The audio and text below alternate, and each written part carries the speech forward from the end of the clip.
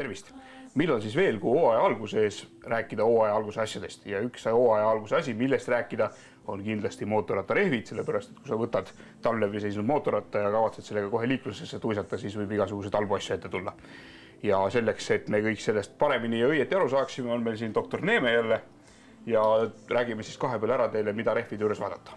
Tervist! Alustame siis doktoreerimisega, nagu Väins välja pakkus. Et rehvide kontrollimine on selles mõttes täiesti mõistlik ja vajalik, et kui muidu tehnika poolega talvel seismise jooksul väga palju midagi juhtuda ei saa, siis rehvid on tehtud kummist, täpsemalt teatavast kummisegust ja kummisegule mõjub seismine, erinevad temperatuurid, erinevad rõhud selliselt, et tõepoolest kevadel võite te avastada rehvi külgedelt näiteks pragusid. No pragusid on jah, selles mõttes rehvide külgedelt mõistlik vaadata, et rehvi küljepraod viitavad otseselt sellele, et rehvi kummisegu on oma sellised mõistuspärased ja pidavad omadused kaotanud. No võtame siit ühe hea näidise, see on nagu ultraekstreemne värk, et võib olla rehvi prao tulemus lõppkokkuvõttes selline, et rehvi protektor eemaldub täielikult rehvi karkassi küljest, siit alt on näha teras karkass juba otseselt ja sellise rehviga sõitmine tõenäoliselt hästi ei lõppe. On teist tüüpi rehvi kummisegu pragusid. Kui võtta siit, siis on siit hästi näha, et on pragu, mis on nagu tekkinud just nimelt. Ja see pragu ei ole nüüd selline pisikene praopoeg kuskil mustri põhjas. Mustri põhjas pisikene nii-öelda praopoeg reeglina mingit alarmkella helistama ei peaks. Küll aga selline pragu, mis siis läbib just nimelt, läbib igas mõttes seda tervet kummikihti. Sellise rehvi võiks välja vahetada. Mis nüüd sellise rehvi sellise pragunemise põhjus on? Neid on täiesti erinevaid. Alates vale välja peale paigaldusest, vale rõhu kasutamisest ja lõppkokkuvõttes kõikidel tootjatel esineb ka praaki, nii et praakrehvid tootjad reeglina kompenseerivad nii-öelda tasuta kliendile, kui esinevad sellised praod, mis on siis läbivad kummikihti. Seda eeldusel, et see rehv ei ole igivana. Just tahtsingi küsida, et sellel rehvil on vist mingisugune aegumise teit ka, et ega ta ei ole nii, et ta jääbki kestma, et ühel hetkel ta muutub mingisuguseks plastmassiks.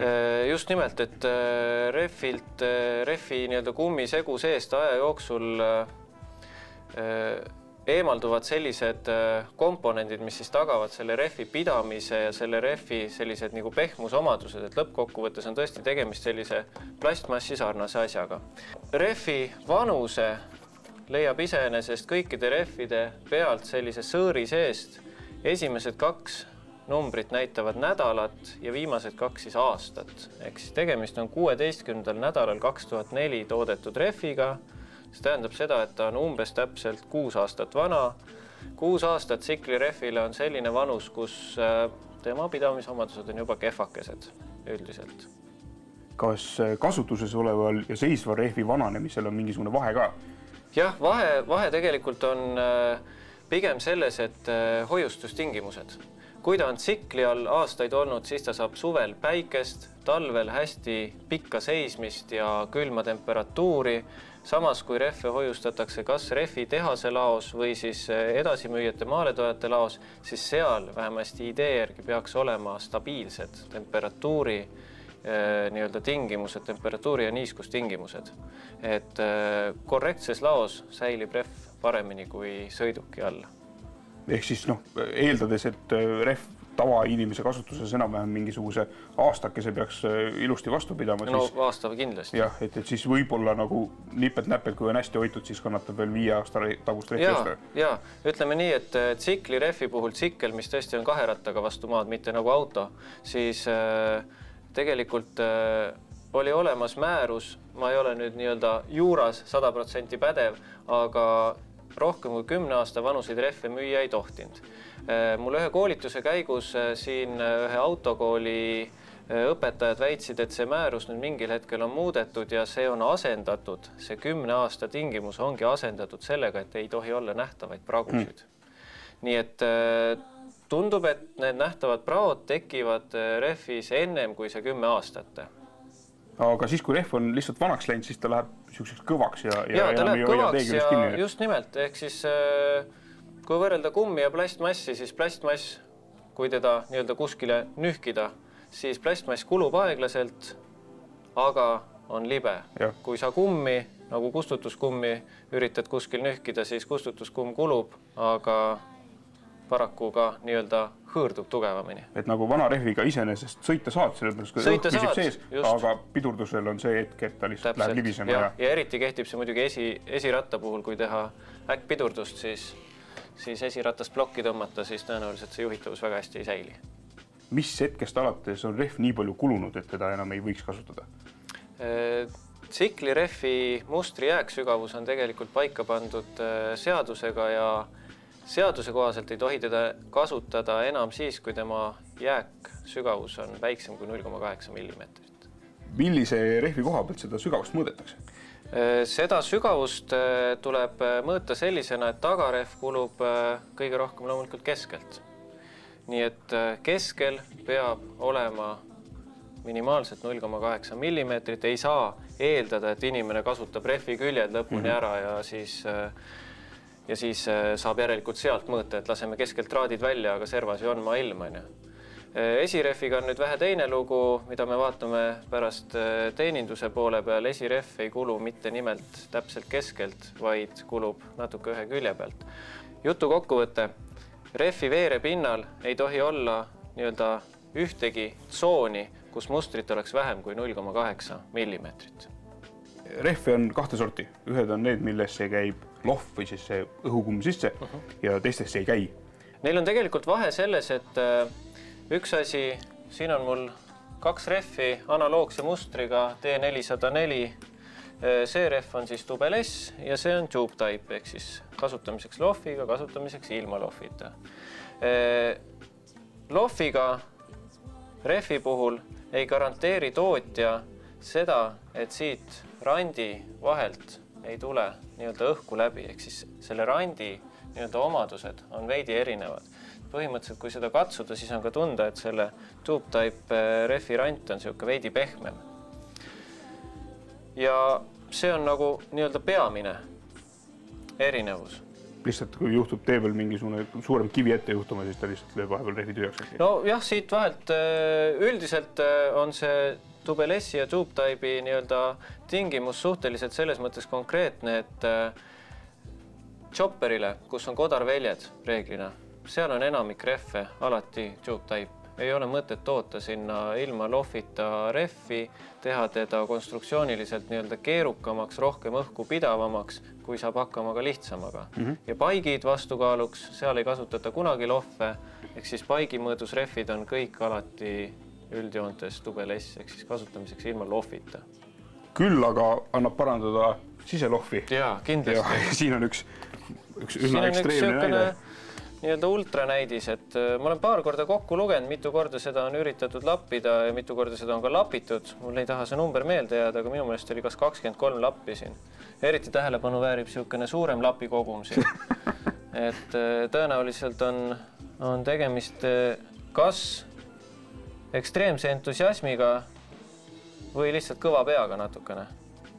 Et sellisel nii-öelda augustamisel peab olema mingisugune põhjus kuskil velje sees. Ma kahtlustan, et kuskil on kodara otsad lihtsalt natukene pikalt väljas ja kodara otsad. Jah, sest nad on kippunud kõik siia nagu sisekülje peale jääma. Täpselt nii. Aga lohvi lappimine on jälle selline nii-öelda lohvitootjate seisukohalt selline hädaabi, küll aga neid lappe müüakse. Lapikomplekt reisile kaasa on täiesti arvestatav ja mõistlik tegevus, kui on näiteks endurokad, kus on lohvid sees ja mis sa seal muud ikka teed kuskil metsade vahel, saad naela ära või mingisuguse torke ära ja polegi muud varianti kui lappida. Aga kui nüüd ei ole näiteks seda lohviga rehv rattal all ja see juhtub ikkagi katki minema, siis võib näiteks bensiinijaamast ostetud seda valget plögasena sisse lasta? Põhimõtteliselt võib rehvivahtu sisse panna, mitte mingit keeldu selles osas ei ole, aga juhin tähelepanu sellele, et seda rehvivahtu peaks kasutama õigesti. Rehvivahu töö põhimõte on see, et see pudel lastakse sinna tühjaks ja hakatakse kohe sõitma. Siis tsentrifugaaljõuga pressitakse see rehviläga rehvi sisepinnale laiali ja see moodustab sellise õhku pidava kihi. Kui sa sõitma ei hakka, siis see koguneb alla otsa, purgitäis vedelikku ja järgmise rehvivahetaja käest saate te korraliku sõimu, sellepärast et kõik see piim valgub välja rehvivahetamise käigus sealt. No, ennist rääkisime, et see esirehv kipub ühe külje pealt ära kuluma, et keskele jääb nagu muster alles, aga kulub täiesti nagu imeliku koha pealt. Jah, siin tihtipeale võib olla niiviisi, et keskel on veel paar millimeetrit mustrit alles ja kulub see osa veidi keskpaigast vasakul. See on otseselt seotud teekaldega, sellepärast et teed on ehitatud sellisena, et vesi voolaks paremale poole teetruupi ära. Ja see ongi lihtne põhjus. Ehk siis, kui sealt on nii sile, siis on ikkagi aeg ära vahetada? Jaa, loomulikult igal juhul. Nii nagu ennem rääkisime, et kogu veere pinnal peab olema minimaalselt 0,8 millimeetrit. Et vaatad, et siin külje peal ja keskel on nagu mustrid küll ja siis järgmises kurvist vihmaga paned minema. Just. Aga hea. Rehvi iseenesest on mingite vahenditega võimalik kodus ka vahetada, aga tasakaalustada vist ei saa. Jah, tasakaalustamiseks on spetsiaalsed adapterid olemas, et seda vaatame siin kõrval. Rääkides rehvi vahetusest, siis kodusel teel eeblitega saab iseenesest enamik rehve kenasti vahetatud, kui selleks on tahtmine olemas. Paigirehvidega on vähe teine lugu, sellepärast, et paigirehvid on tubel S ja sealt rehvirandist kätte saamine on tõenäoliselt kodusel teel natuke problemaatiline.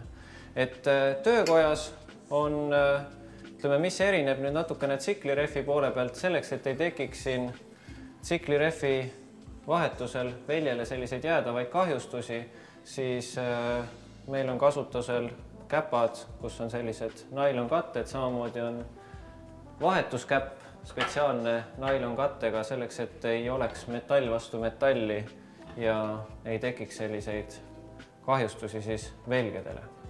Nüüd, kui Vents rääkis tasakaalustamisest, siis tasakaalustamine on see, mida reeglina autotöökojas tsiklirehvidele ei tehta. Põhjus selles, et see tahab saada eraldi adapterit, eraldi sellist rakist ja on veel sellised ühepoolse kiigega tsiklid, nagu näiteks VFR, BMW tagarattad, mis tahavad saada siis veel sellist spetsiaalset lisavidinat. Balansipingile käib külge siis selline adapter, siia otsa lükatakse tsiklirehv, selliste väikeste hüdrokäppadega fikseeritakse ta ja saab siis kenasti tasakaalustatud. Selle juurde käib terve komplekt kõikvõimalikke sobituspukse, koonuseid, selleks, et oleks võimalik kõik erinevat tüüpi rattad saada siis selle rakisülge kinni.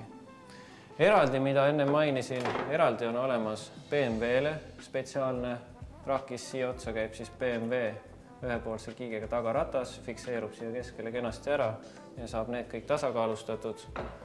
Ja need, mis on väiksema siseavaga, saab tasakaalustatud siukse koonusega. Kes sõidab nüüd ATV-ga tänaval ja kasutab tänavarehve, siis võib ka tunda mingisugust siukest tugevamat vibratsiooni.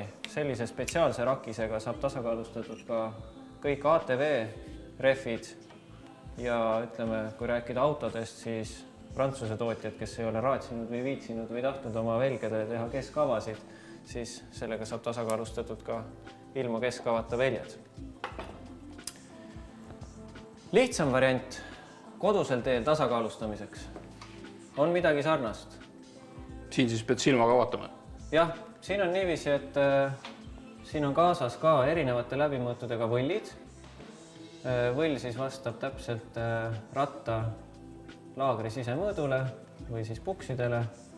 Ja paned keerlema ja otsid jälle üles selle koha, mis siis on kõige raskem, aga siin nüüd ainult kogemuse järgi on võimalik siia panna tasakaalu raskuseid. Kas teda on tarvis 10 grammi, 20, 30 grammi? Paned ja sõidad ja proovid? Jah, alla ei pea enne panema, et paned oma 20 grammi ära, paned jälle keerlema ja vaatad, mis koht jääb alla. Et selline tasakaalustamisega tuleb ainult kogemusega see raskuste väike arvutus. Väga hea. rehvidest jutt tehtud ja teiega jälle näeme.